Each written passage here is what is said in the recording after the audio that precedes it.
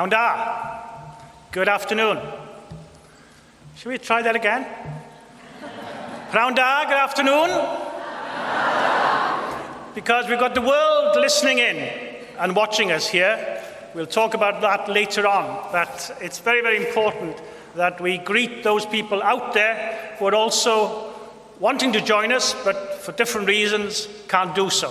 So I hope that you'll remember them as you celebrate this afternoon, because many people who are your supporters, who are your colleagues, might be involved, and I know that they also want to feel the thrill that you have and the buzz that was there out there earlier on. So, croeso, very warm welcome. A mae'n groeso arbennig I mi, oherwydd feddwl Sian yn cyfeirio. Dyma y seremoni gwobrwyo cyntaf I mi, oherwydd llai na 2 flynedd yn ôl yn fuan wedi'r accolades diwetha yr appointwyd fi yn gadeirydd Cyngor Gofal Cymru. Nawr, dwi'n gwybod bod rhai ohonach chi yma ers y dechrau cyntaf, 2004, ac mae hwn felly ydy'r 4rydd seremoni o'i fath.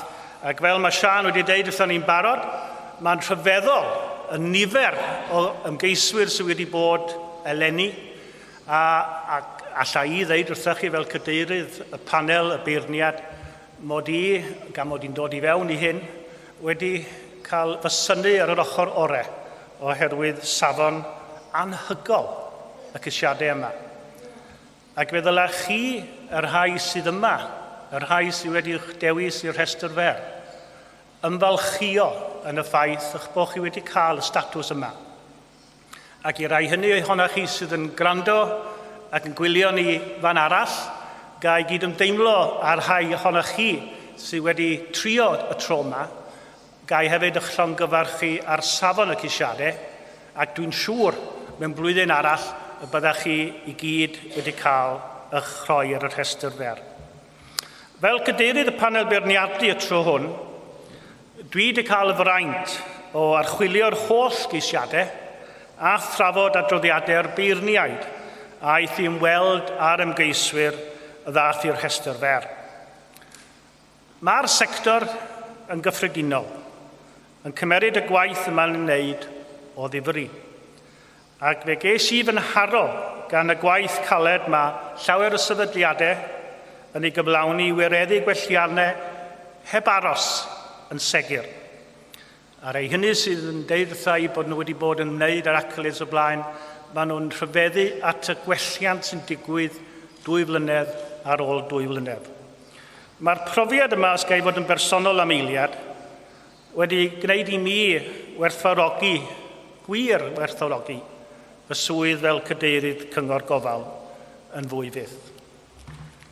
In the current economic climate, it is only right that we scrutinize carefully whether we should run another accolades. Was it a priority? We concluded that it definitely was.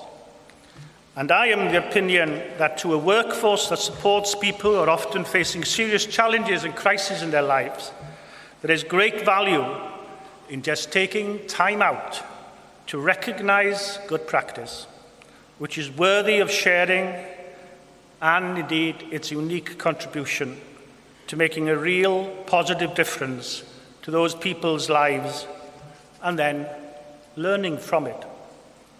This is all about learning and improving. Later on, the Deputy Minister will arrive here, and I shall say a few words about her and her recent re-election when she arrives. I know that she's very sorry that she wasn't here for the meal, but I'm told she's on her way. Nawr, mae'r gwobra hyn yn llawer iawn mwy na chydnabyddiaeth. Maent yn llwyddo I dynnu sylw at yr hyn y gall y gweithwyr yn y maes gwaith cymdeithasol a gofal cymdeithasol ei gyflawni, yn ogystal â darparu llwyfan pwysig ar gyfer rhannu ymarfer da. Yn aml, mae sefydliadau sy'n darparu gwasanaethau gofal cymdeithasol neu waith cymdeithasol yn wynebu heriau mawr. Felly, yr adeg pan mae'r rhaid i bob un ohono ni ystyried sydd y gallwn wneud popeth yn fwy effeithlon, mae'n bwysig ein bod yn rhannu ein gwybodaeth, ein syniadau, ein sgiliau a'n datrysiadau. Trwy ddweud hynny, gallwn nhw ddysgu o'r wrth ein gilydd a darparu gwasanaeth gwell fyth i bawb sydd ei hangen ledled Cymru. I'm sure you noticed that the Deputy Minister arrived. Gwenda, very, very warm welcome. We understand the pressures on your time, and we are very, very grateful indeed for you giving your time to be with us today. Of course, we should be congratulating the Minister, not only on her re-election to the National Assembly, but also the fact that she's been given an enhanced portfolio in the new Welsh Government. I know from personal experience with the Deputy Minister that she really thinks this occasion is one of those very special diary events. And that is why we are so grateful in your busy political diary that you've been able to carve out a time to spend with us this afternoon. I've already mentioned the very high standard of the accolade submission. It's worth emphasising that to get here today, these projects of yours had to demonstrate at first hand to the judges that they have invested in learning and the development of their staff, and that they have made a real difference to those using your services. These are all organisations that obviously value their staff very highly, and of course they're very right to do so. As an organisation's people are its most important resource. For social services and social care, the people are the resource. And this was, of course, a key message in the Independent Commission's report on social services in Wales, published last November. Investment in staff, particularly their training and development, is the best investment available to any business. And it usually results in improvements in performance, morale, recruitment, and retention.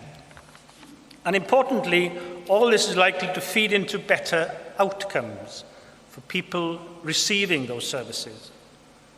Learning and development is more important than ever during times like this, times of change and new challenges. It can provide the opportunity to look at training and development in a different way. We can use our experienced practitioners through coaching and mentoring.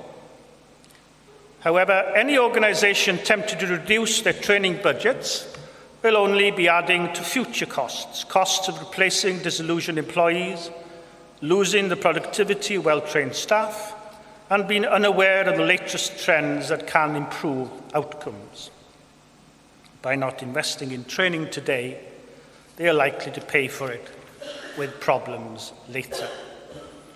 Mae'n weddol amlwg I mi bod pob un o'r sefydliadau sydd yma heddiw wedi deall y neges hon.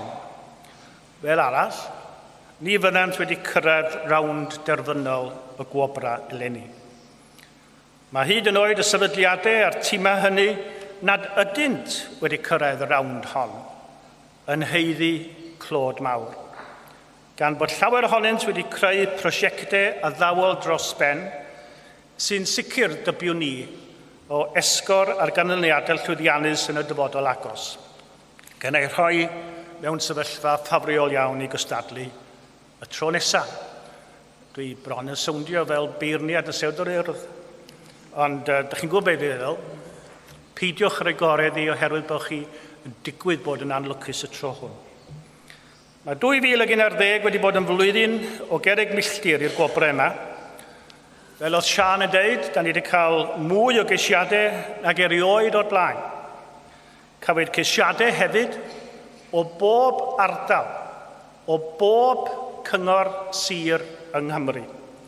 Ac felly fe allwn ni ddeud bod cystadlaethau 2011 yn gystadlaethau cenedlaethol, yn wir cenedlaethol.